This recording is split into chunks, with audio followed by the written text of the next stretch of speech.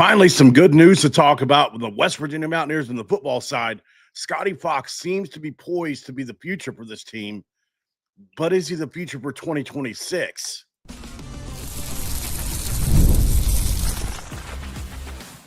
You are Locked On West Virginia, your daily podcast on the West Virginia Mountaineers, part of the Locked On Podcast Network, your team every day. What is up, guys? Welcome back in. My name is Mountaineer Paul. I am your host. This is Locked On West Virginia, baby. Well, we're doing a pretty quick show today before basketball tips off, just to talk about a couple things. Thanks for joining in, guys. I really appreciate your time, as always. You guys are amazing, man. Always supportive. I can't think of a better fan base and people that I would rather kick it with on a daily basis here on Locked On West Virginia. Thanks for making Locked On West Virginia your first listen and for being a part of the Locked On Podcast Network. We talk about your team, the Mountaineers, every single day. Appreciate y'all. Okay, so this episode of Locked On West Virginia going to be brought to you by our good friends at Mazda. Right now, when it comes to Mazda, like our players, we sweat every detail. When you make every move count, the pulling off the unexpected is only the beginning. Stay tuned later for highlights in this week's Move the Game Forward with Mazda. Move and be moved. All right, guys, we know Scotty Fox had an amazing day yesterday. One of the better days we've seen from a quarterback at West Virginia in at least 2 years, right? I don't think Garrett Green had a passing performance like that last year. So certainly a big-time performance from a true freshman at that, who had less than 30 dropbacks. I was really impressed. I went back and watched the tape, obviously. There's some pretty painful stuff on tape. There is. Okay, so I'm going to give you the bad first from Scotty Fox. Scotty Fox should have had 500 yards yesterday. I'm not kidding. He missed some wide open stuff, right? If you'll remember, there's the Cam Vaughn pass where he caught it, but he went out of bounds. That's a more veteran quarterback that's been in more game situations, makes that throw. And that's a bomb for a touchdown. There was also a couple times where Cam beat his guy down the sidelines, and it's a pretty simple throw and catch for Division I quarterback, not for me or you. There's also some tosses that were dropped. Although they were minimal in some cases, like Weimer, I think had one that maybe been 5 or 10 yards. Cam Vaughn had a drop. So there were some drops. He missed a couple wide open guys. One specifically, the tight end was wide open across the middle of the field, just didn't see it. And these will come with more time and patience and understanding coverage and things. I don't know what his limitations are or aren't. But I would imagine things are moving really fast for him right now, which is why you pretty much saw him going to his first or second read in most yesterday. And that's going to be the challenge for this team moving forward is the next team we play in, unfortunately, that's going to be a tough game, obviously, for us, as usual, right, anymore in this year's team in Houston, who could be a contender for the championship, honestly. Like, they look that good. I think they are –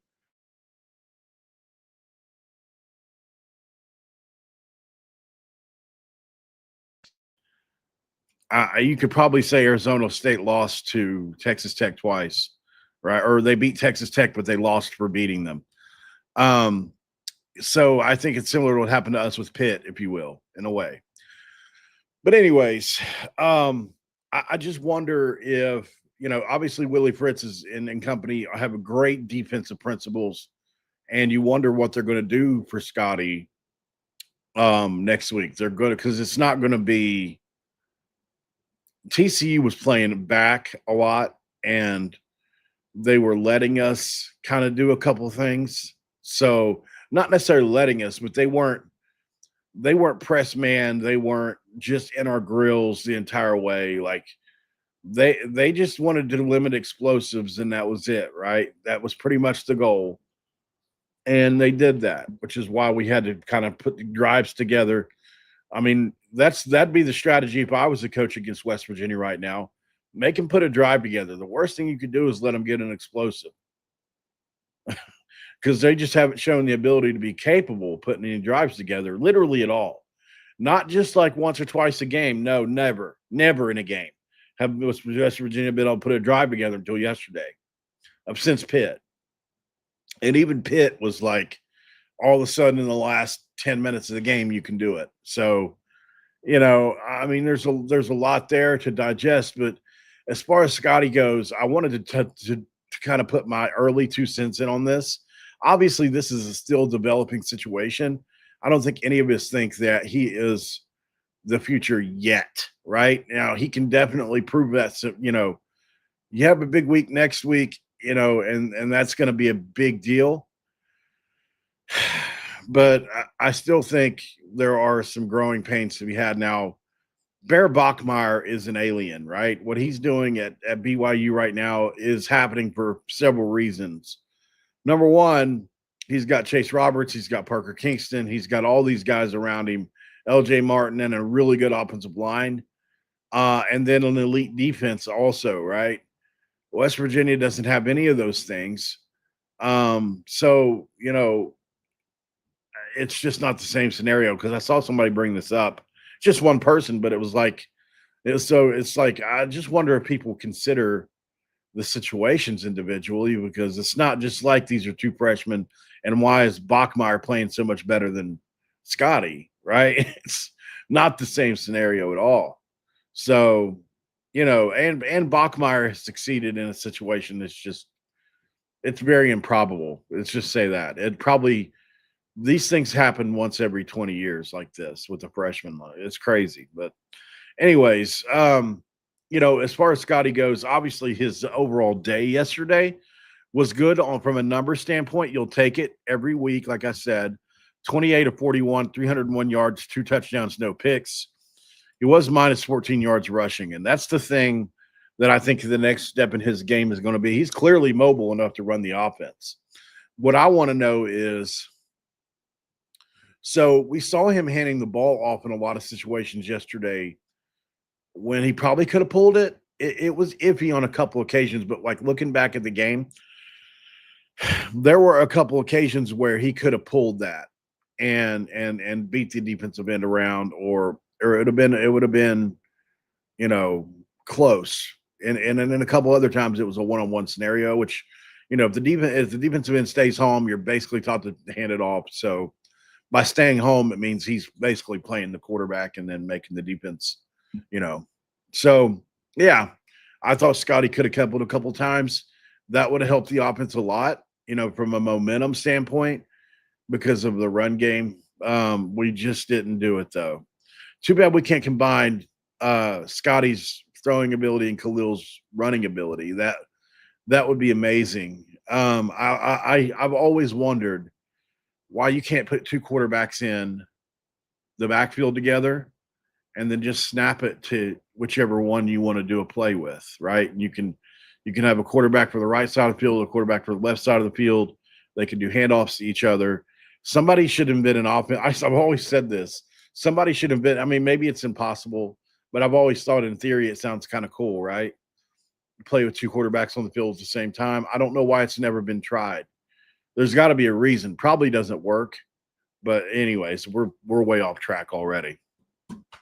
Let's go to break really quick. We'll come right back. We'll do the PFF grades and we'll jump out of here so we can watch some basketball right after break on Locked On West Virginia. This episode of Locked On West Virginia is going to be brought to you by our friends at Mazda. When it comes to Mazda, guys, we all know it. Right now, new customers are doing good things with Mazda as they move the game forward. And for those who believe it's not just about playing the game, it's about redefining it, there are moments that do more than put points on the board. They move crowds, they move culture, and they keep moving the game forward. This week's moment to move the game forward is yesterday's performance. I have to say, overall as a team, this team is moving forward in a good way. And when you follow what moves you, the unexpected is only the beginning. And just like there's more to every highlight, there's more to a Mazda vehicle. Mazda, move and be moved. And, of course, we can't forget our friends at DoorDash. With DoorDash, guys, we know about this. Right now with DoorDash, it's time to crown our MVP, Who Delivered, powered by DoorDash. Just like you can win every Saturday with DoorDash Streaks, saving more every time you order. These players delivered when it mattered most. Let's break it down. For West Virginia, Scotty Fox delivered in a big way. He obviously played well in his first real action full game as a starter. Although he has been in other games, it felt like this was his first time. It was only his, and a breakout performance. When the pressure was on, Scotty came through for West Virginia, no hesitation, no delay. And if you've been watching all week after week, this performance hopefully is not a fluke for Scotty.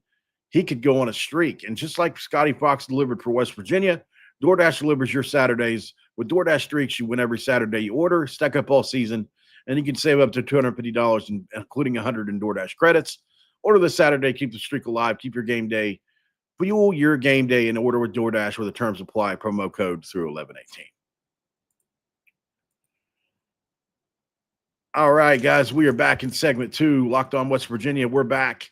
The basketball team's about to tip off, guys, so we're going to run through these PFF scores really quick. We'll do a dedicated video to this later on down the line, but overall, pretty good day for the peeps. We'll give you the high guy. Obviously, Scotty Fox was 67.2. On offense, Gerard Bowie had an amazing day. Cam Vaughn had a really good day, about a 70. Other than that, Ryan Ward had a good day. The offensive line wasn't very good. Landon Livingston was starter level. Nick Craig close to starter level. Other than that, everybody was pretty rough. Nate Gabriel had a great day, 70 on 31 snaps. Corey McIntyre, which is great to see, a 74.4. Incredible job from him. Glad to see that. Devin Grant obviously played well. Eddie V and company did okay. And other than that, Jason Chambers had another great day. Fred Perry had an excellent day. Once again, Ben Cutter had a good day. So lots of guys with pretty good scores, obviously. So other than that, not a whole lot of other guys to talk about, guys. Malik Agbo had a 48.4. That's not great. That's really bad, unfortunately. Hoping to see more from him. But let's get out of here. We got the basketball game. Get ready to tip off. May as well go ahead and tune into ESPN Plus if you got it. And I will see you guys after the game and the post game right here on Locked On West Virginia. We'll see you then. Make sure you check out Locked On Big 12 for your second listen, guys. And we'll be back here in just a little bit on Locked On West Virginia. See you in a bit.